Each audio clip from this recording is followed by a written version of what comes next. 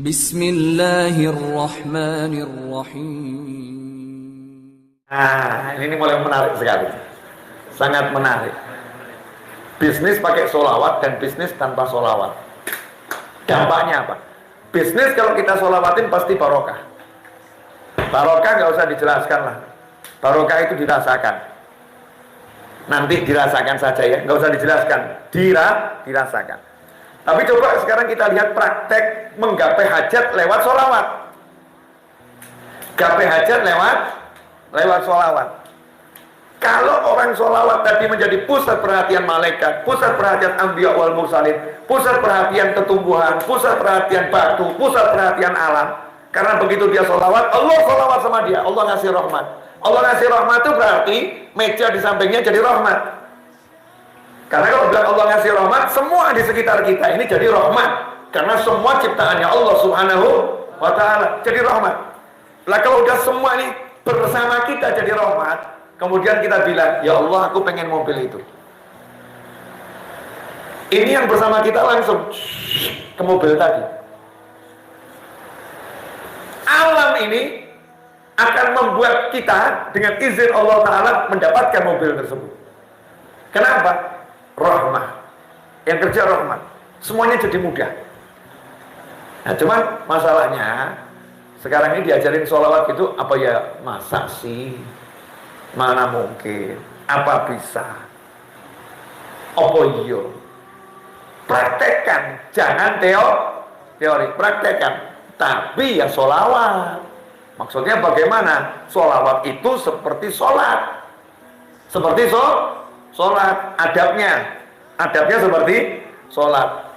Orang sholat itu harus dalam keadaan suci hadas kecil dan hadas besar. Maka kalau kita ini masih berhadas besar, junub ya mandi janabah dulu buat yang laki-laki. Nah, buat yang perempuan kalau menstruasi nggak jadi masalah, kan nggak bisa toh mensnya suruh pergi nggak bisa, itu permanen. Tapi kalau bukan menstruasi karena junub ya mandi janabah. Walaupun dalam keadaan junub boleh bersolawat, boleh, bahkan dianjurkan jangan berhenti berzikir. Tapi kalau untuk menggapai hajat tadi loh, mau punya hajat pengen punya rumah, hajat pengen menikah dengan anak seseorang, hajat, ya jangan junub-junub solawat untuk gapai hajat. Gak pas, gak serius kamu.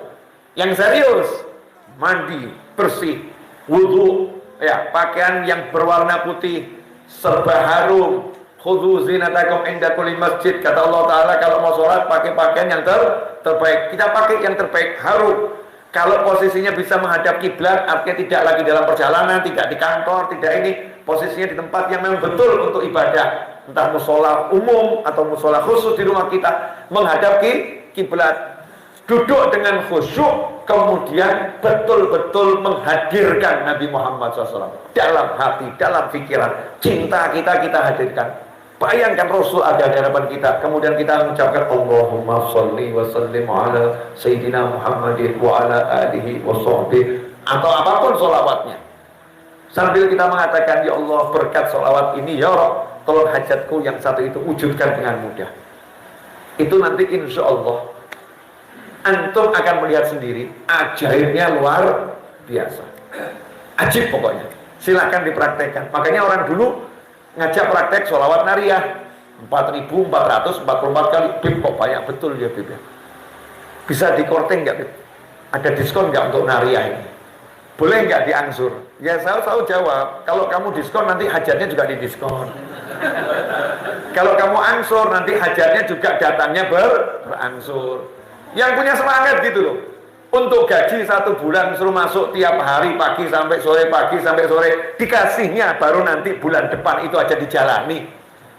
Ini bukan disuruh dari pagi sampai sore, duduk baca 4.444 kali. Kalau kamu udah terbiasa, cepet itu akan cepat, sebentar, tapi hajatmu akan tercapai dengan karunia Allah Subhanahu wa Ta'ala. Ada yang nanya lagi, Beb, nah caranya nanti gimana? Waduh, perlu dipahami, yang mau ngasih saya atau Allah? Allah. Kamu bisa tahu caranya Allah ngasih? Gak bisa.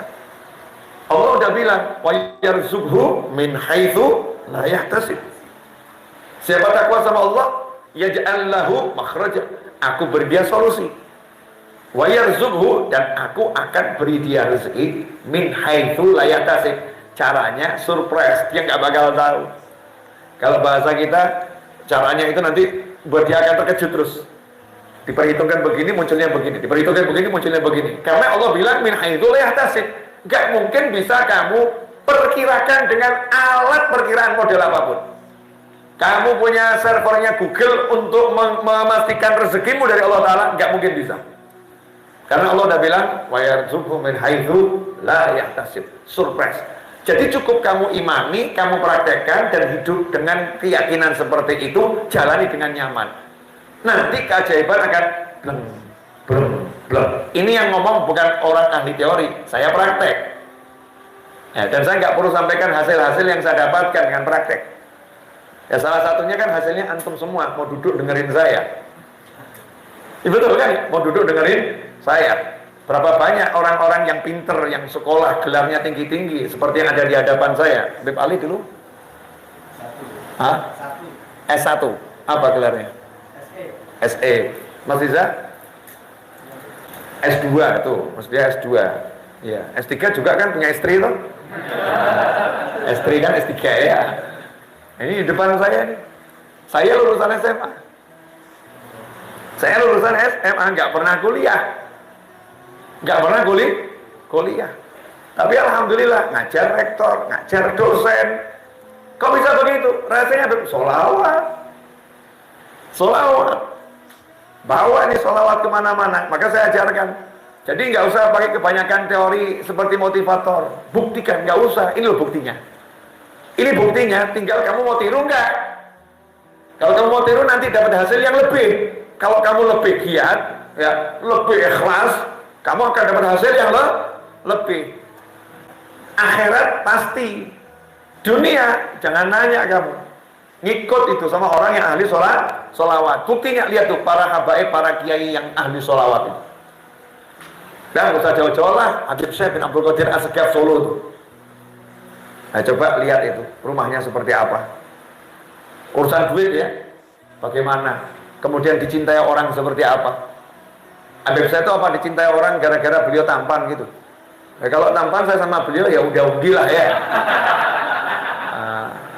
Ya boleh ditaruh berjejer gitu Beb ya, berjejer nanti suruh ada finalis kira-kira iya gimana gitu, adu tampan kita berani, tapi kalau adu solawat saya mundur saya. Beliau solawat jauh lebih banyak, ya jauh lebih hebat, saya mundur. Tapi dicintai orang luar biasa. Habib Syekh, masya Allah.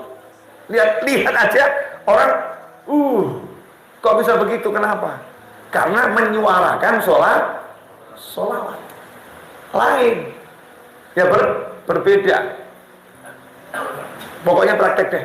Gak usah kebanyakan teori. Ya teori itu penting, tapi gak usah kebanyakan. Perbanyak praktek. Praktek yang sederhana. Ini sekarang masuk ilmu praktek. Dari tadi teori ya. Praktek yang sederhana. Gak susah. Tapi lihat waktu saya duduk. Saya baca Allahumma sholli ala sayyidina Muhammad wa ala alihi wasallam, la ilaha illallah. Itu dipaksakan. Gak kemudian jadi tiba-tiba otomatis ngomong gitu. Jadi ya saya paksakan. Bismillahirrahmanirrahim. Allahumma sholli ala sayyidina Muhammad. Bismillahirrahmanirrahim. La ilaha illallah. Saya paksakan.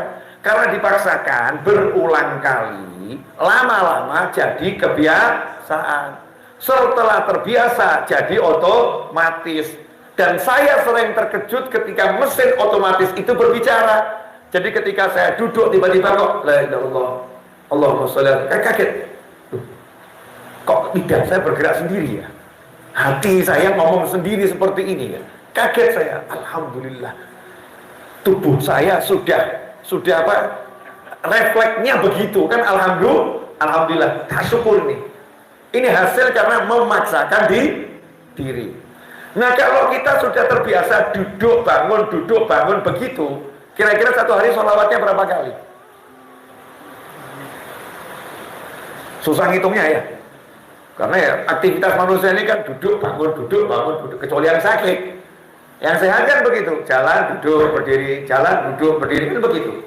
Kemudian, yang simpel, sederhana lagi, kalau kita pagi hari dan sore hari, perintah dari Nabi Muhammad SAW, bersolawatlah kepadaku di pagi hari 10 kali, di sore hari 10 kali. Siapa yang pagi solawat 10 kali, sore solawat 10 kali, dia akan dapat syafaatku. Kama qala SAW. Dapat syafaatnya Nabi Muhammad SAW. Apa arti syafaat? Luas. Bahasa Indonesianya syafaat itu pembelaan. Pembelaan. Jadi kalau saya bilang saya mensyafaati dia, berarti saya akan bela dia apapun urusannya. Kalau urusannya dia mau beli mobil, ya saya akan bereskan sampai dia bisa beli mobil. Kalau urusannya dia mau kasih proposal ke satu bos, saya akan antarkan sampai cair proposalnya. Itu namanya saya bela dia. Jadi bayangkan yang bela bukan fulan dan fulan, tapi Nabi SAW menyatakan aku pembelanya. Aku pembelanya. Ya kalau udah dibela oleh Nabi Muhammad SAW, kira-kira malaikat berani tidak berhadapan? Dikubur dibela Nabi Muhammad SAW, malaikat Munkar wa Nakir, lanjutkan saja perjalanannya. Enggak nanya, oh enggak, sudah. Udah diurus oleh Nabi Muhammad SAW. Selesai. Di mahsyar, sampai masuk surga, dibela sama Nabi. Nabi tinggal bilang SAW, itu ikut saya. Selesai. Rombongannya Rasulullah SAW. Coba kalau nggak dibela Nabi Muhammad SAW. Kamu masuk bandara, kalau nggak ada yang bela, ya antrinya panjang. Tapi kalau ada yang bela, panjang atau cepat? Cepat. Baru dibela oleh privilege punya kartu bisnis gitu aja ya. Dibela kartu bisnis, pintunya udah dibuat beda. Betul. Pintu masuk penumpang umum, pintu masuk penumpang bisnis. Beda kursi, beda pelayanan. Beda kursi, beda pelayanan. Itu baru dibeda oleh tiket. Ya dibela sama tiket. Bayangkan kalau kita dibela Nabi Muhammad SAW.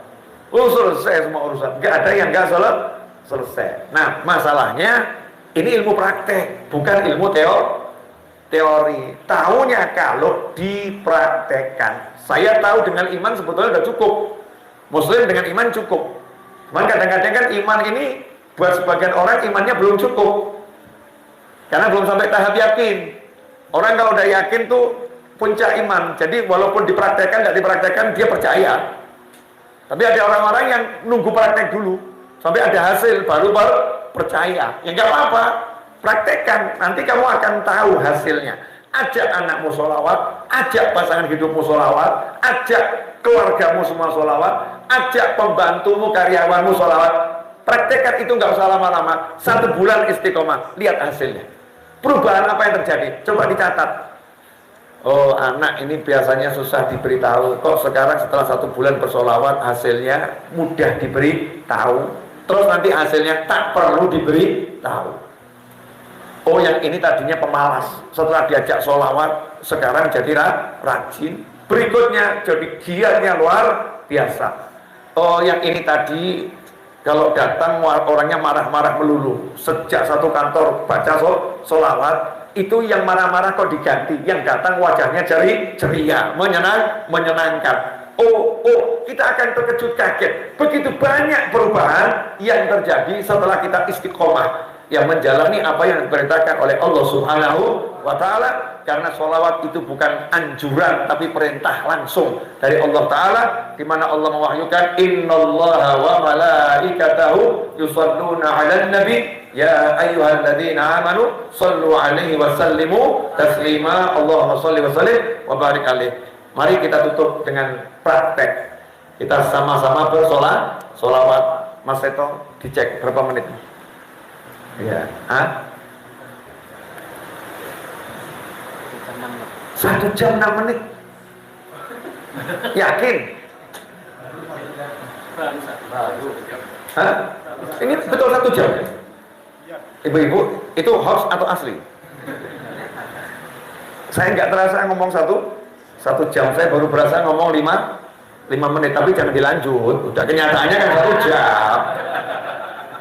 Kenyataannya udah 1 jam. Kita ikuti kenyataan saja, jangan apa yang saya rasa urusan aku dan dia. Ya, ini prakteknya udah 1 jam lewat, ya udah cukup ya. Kita sekarang praktek sholawat 10 kali. Yang simple, bisa dibaca siapapun dan kapanpun ya. Yang menstruasi baca nggak apa-apa. Tadi saya bilang kalau punya hajat, ya yang serius gitu loh. Jangan sambil sholawat, tapi tekun betul-betul memang untuk sholawat ini untuk hajat saya. Beda dengan yang kita sambil nyetir, beda ya. Sambil di kantor, beda. Yang ini khusus. Memang ada yang khusus. Nah, kita baca sholawat sallallahu ala Muhammad sallallahu alaihi wasallam sebanyak 10 kali. Praktek. Nah, sama punya hajat apa di hati, nanti lihat hasilnya. Ini modalnya sedikit, cuma 10, mintanya besar kan ya. Modalnya sedikit 10 kali, tapi mintanya besar. Saya mau minta apa enaknya ya? Yang murah-murah saja deh. Minta mobil deh. Entah dapatnya tahun berapa, kan minta dulu yang penting. Kan boleh kalau minta sama Allah Ta'ala mobil? Boleh nggak? Kan boleh, saya nggak minta sama kalian. Memintanya sama Allah Subhanahu wa Ta'ala. Allah bilang ud'uni astajib lakum. Minta sama aku beri. Orang mau minta kan suruh sholawat dulu. Ya udah, saya mau minta mobil, sekarang sholawat dulu. Itu permintaan kecil. Permintaan besar apa? Minta bisa melihat Nabi Muhammad SAW. Ya, minta bisa bertemu Nabi Muhammad SAW. Minta diampuni dosa-dosanya oleh Allah Subhanahu wa Ta'ala. Minta ditutup aib-aib kita. Minta diterima amal soleh kita. Semua yang akhirat tadi. Dan minta sehat lahiriah maupun batiniah. Yang kecil minta mobil. Yang gede-gede tadi itu. Yang sifatnya ukhrawi. Dan yang dunianya sehat wal afiat. Permintaan terbesar manusia untuk urusan dunia itu sehat wal afiat. Yang mahal, yang orang suka lupa itu. Semoga kabul semuanya, amin. Mari bersama-sama. Sallallahu ala Muhammad, sallallahu alaihi wasallam, sallallahu ala Muhammad, sallallahu alaihi wasallam, sallallahu ala Muhammad, sallallahu alaihi wasallam, sallallahu ala Muhammad, sallallahu alaihi wasallam, sallallahu ala Muhammad, sallallahu alaihi wasallam, sallallahu ala Muhammad, sallallahu alaihi wasallam, sallallahu ala Muhammad, sallallahu alaihi wasallam, sallallahu ala Muhammad, sallallahu alaihi wasallam, sallallahu ala Muhammad, sallallahu alaihi wasallam, sallallahu ala Muhammad, sallallahu alaihi wasallam. Alhamdulillah, qabul insyaallah. Kurang lebih mohon maaf. Jazakumullah khairan wal afu minkum. Wassalamualaikum warahmatullahi wabarakatuh.